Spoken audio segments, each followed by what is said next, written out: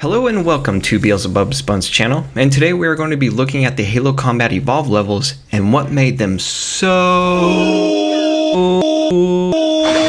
good.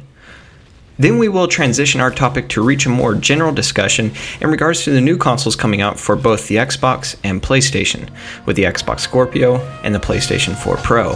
However, I see a major problem with the direction and the way both Microsoft and Sony are promoting their new future consoles. But that topic is to come later.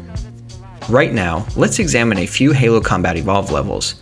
While the first level in Halo Combat Evolved was the Pillar of Autumn, the levels to follow the Pillar of Autumn really contrast with the way you played first-person shooters back in the day. The Pillar of Autumn was a huge space carrier, but with tight corridors, and the frantic destruction would force you in a linear path. The levels to follow the Pillar of Autumn opened gamers' eyes by the enormous scale and the impressive magnitude of the level that gamers, like myself, were not used to back in the day of 2001.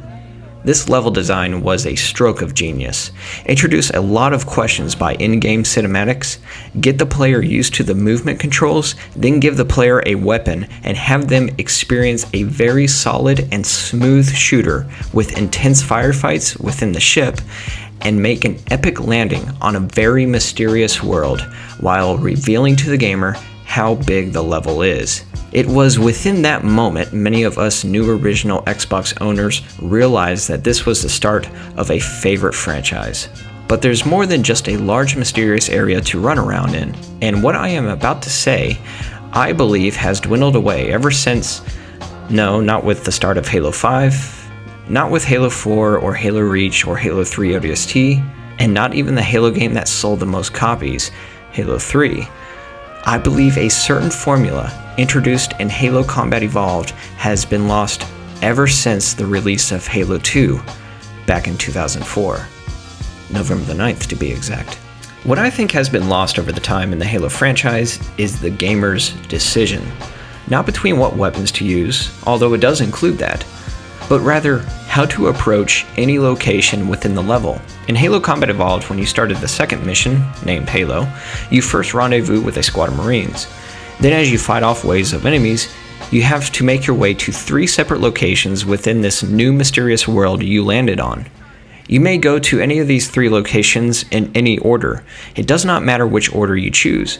It's the gamer's decision. For example, you come across an opening in the canyon and you make your way towards a hill. You peer over the hill and there you see another structure that is not designed by humans. But then you see Covenant patrolling the structure.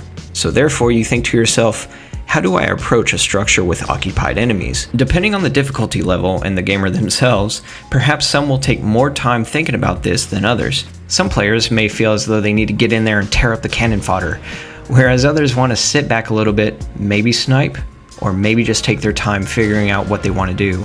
After all, it's the gamer's decision. In Halo Combat Evolved, I have said in my head multiple times when I was young and I was first playing Halo, I don't know what that huge structure is.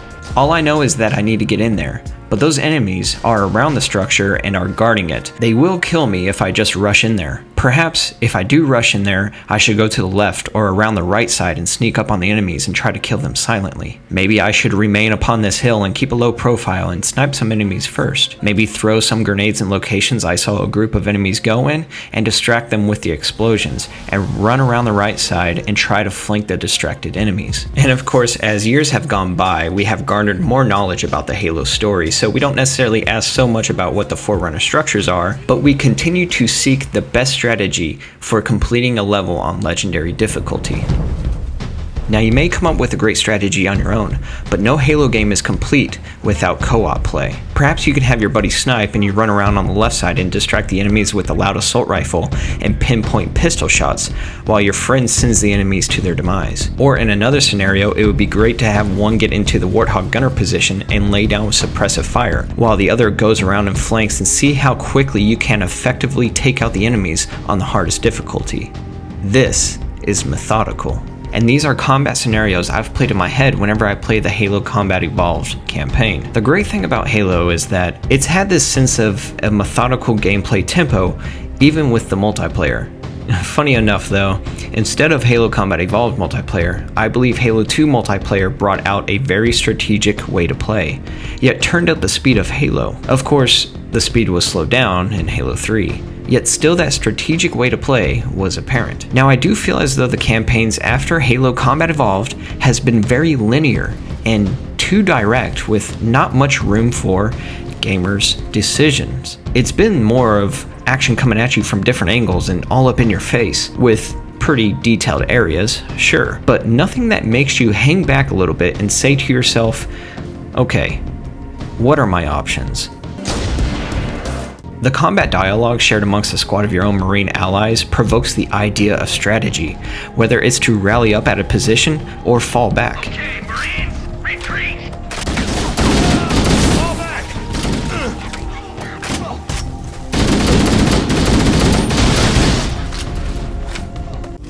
On the left should let us sneak up around. We'll hang back while you get into position, Chief. Even Cortana, giving you ideas on how you can approach a location filled with hostiles, and then directing the Marines to move up and support you, is a fantastic dialogue sequence that brings about a practical strategy. Charlie, the Chief has the left flank covered. Recommend you move up the middle. As if it came straight out of a military handbook. Also, the fact that the AI in Halo Combat Evolved was not so heavily scripted all the time. Instead, the AI was able to manage NPCs in a sandbox world by having a Marine engage enemies at different locations while being evasive if the Marine ever found himself outgunned. So what are the reasons for the diminishing strategy from the Halo campaigns? Surely it cannot be 343 alone just making these decisions. Rather, it's Microsoft Studios, again getting too involved into the developers themselves, 343 Industries. Microsoft wants a run-and-gun futuristic shooter to stay competitive. Rollers ahead. Don't stop. Shoot and run. And it caters to people who want constant action in your face with easy kills and satisfying hit markers and kill points plaguing your screen with pretty colors. I like the pretty colors part, but there needs to be strategy.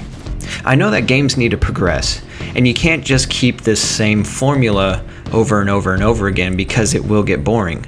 But something about this formula of strategy in a Halo game is something that separated Halo from a lot of the shooters out there. If the next Halo game released by 343 Industries has this older formula of sitting back, creating strategy, and coming up with many different scenarios and depth with each encounter, I think that would be a very great change in the Halo series. Expanding the level and having the player choose where they want to go first is great. It's not necessarily something you want to drive your entire campaign off of, because Halo does have to follow a linear story after all. But having a few levels where you decide where you want to go, how you want to engage a certain scenario rather than just the path, open it up more and look back at what Halo Combat Evolved did so well and let gamers have a decision. Do not hold a gamer's hand as they play through your levels within the game, because it's probably covered in Cheetos, but mainly because it's just been way overdone with almost nearly every single AAA title game that's a first-person shooter. Let the difficulty of your video game make them sit back and come up with a strategy every so often. I said every encounter, but that would be a little bit too ridiculous. Now, we don't really know when the next Halo game will be released. We assume next year because that's the 3-year development cycle, but 343 has said that there's not going to be any news for the next Halo game at E3 this year. So there will still be the constant barrage of some non-constructive criticism by certain fans of the series, and they'll just bash 343 continuously because that's the cool thing to do, I guess. But instead of just talking about 343 Industries, let's shift our focus over to the big dog, the money-making machine, the big M. The one that demands developers to make a game within a small time frame and changing everything up at the last minute because it doesn't fit their desires.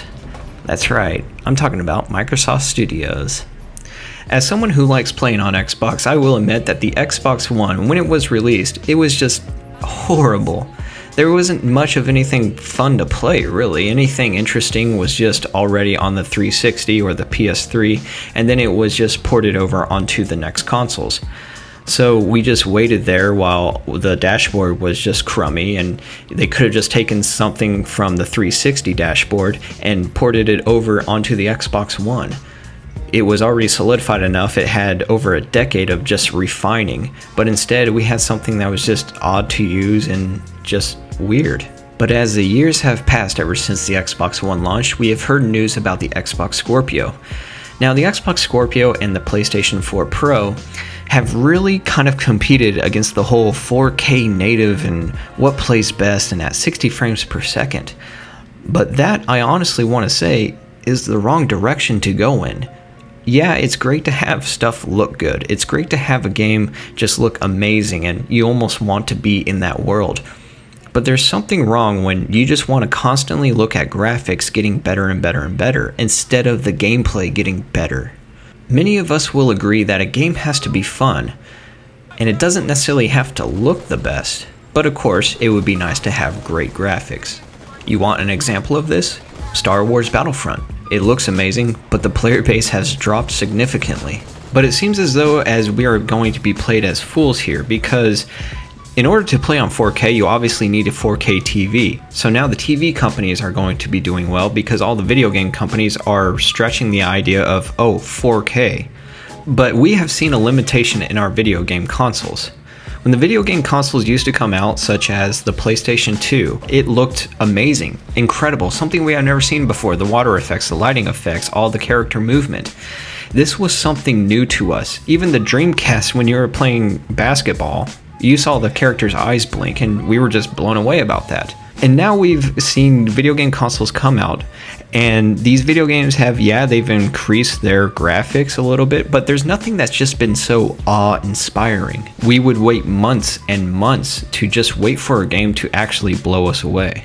Now, to give you an idea of how limited our consoles are, Destiny 2 will be played at 30 frames per second on the PlayStation 4 Pro. Wait, what? You're telling me that the game series with the $500 million budget can only play on the preferred console, the PlayStation 4 Pro, it can only play at 30 frames per second. This shows that limitations have been met even with an upgraded console. To me, 60 frames per second doesn't really play too much of a factor whether or not I'm going to get a game. I'm going to get a game if it's fun to play and if I enjoy it. In fact, I really only think 60 frames per second really comes in handy when, hold tight here, when you're playing a racing game. A racing game such as Forza Motorsport, the one that's actually a simulation, not necessarily an arcade kind of game. Because it comes down to whenever the player in front of you is driving and you need to enter their slipstream. And yes, you could do this on 30 frames per second, but the slightest movement and the change in your vehicle and that, it just looks better, and it's kind of helpful when it's 60 frames per second. But if you're not into racing games, I'm going to move on. The application of 60 frames per second I think is best in a video game, because if it were a movie in 60 frames per second, I think I would honestly throw up. I am a bit worried though that the pretty details and the 4K resolution is just going to be such a major factor. How fun is the gameplay going to be? Can resources be pulled to make a game that might sit at 16 players going against each other? Maybe we can have a much larger scale game and have 60 players going against each other and a much longer campaign. If the campaign is engaging enough, what's the problem in having a longer campaign? You would be amazed at the amount of content that is cut for a game before the game developers ship a game, because it's just not ready. Or the game needs to be cut down to only having 10 campaign levels, and the levels have to be cut and altered in so many different ways to accommodate the console. And of course the frame rate gets involved, and if there's too many enemies on screen, then the frame rate drops. There's so many limitations with consoles, and it's important to understand that and to bring up this topic because it is a problem, but instead they're just looking at, how do we make something look good? And then of course you get the PC players that just are like vegans. They have to tell you that they have a PC and they play it. But it is true how limited we are on consoles. 4K will come and go. Then they will have 8K and 16K. It will go higher and higher and higher. But the gameplay and the resources for certain games just seem to be stuck in limbo. Grand Theft Auto 5, one of the best games in the past several years. Yeah, it looks beautiful, but there's limitations in details, and people make GTA 4 compared to GTA 5 details and comparisons on which did it better. Imagine if Grand Theft Auto 5 had even more people out on the streets and the draw distance was a lot better.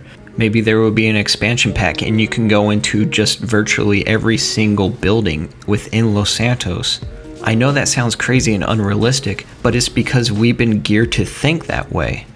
Instead, we just think of, oh, graphics need to be better. Video games already look great on a great quality TV. It's time we actually get more resources into these games and make them bigger. And for those of you who are familiar with playing Fallout 4 on the Xbox, we may download a whole bunch of mods. But then if we download a big mod that changes the entire landscape, that's really going to slow down the performance and we may not have enough room to add anything else because of the limitations on the Xbox One. When you have community members creating mods for a series that they love, it is a shame that we are limited to our consoles. So limited, in fact, that we could barely have any mods. And if you want to counter the argument about, well, mods are going to be changing the experience and they give you the disclaimer before you download it, yes, I understand that. But then you look at developers that want to create something more to a game, but they have to cut out a whole bunch of content and then release a DLC or an expansion, simply because the console cannot handle it, as well as publishers becoming greedy and milking out content for money. So coming up with better resources for developers and mods and increasing the capacity for consoles is the direction to go in. Not, oh, let's have 4K and then later on 8K. And I guess this kind of works out in relationships too. Remember fellas, if a girl is very attractive but she's single, it probably means she's crazy. So I guess the question boils down to how much crazy can you put up with? Everything that shines is not always gold. You want to talk about it? No. You sure? Yeah. So I hope I brought up some great topics to talk about in the comment section below. If you like this video, go ahead and leave a like and subscribe if you haven't already to Beelzebub's Buns channel. I also do creepypastas other than just gameplay videos, and you can listen to the creepypastas I write and narrate myself. I have quite a few of them, so enjoy that, and I'll see you in the next video. Son of a gun. You thought I was gonna say son of a bitch, didn't you? Son of a bitch!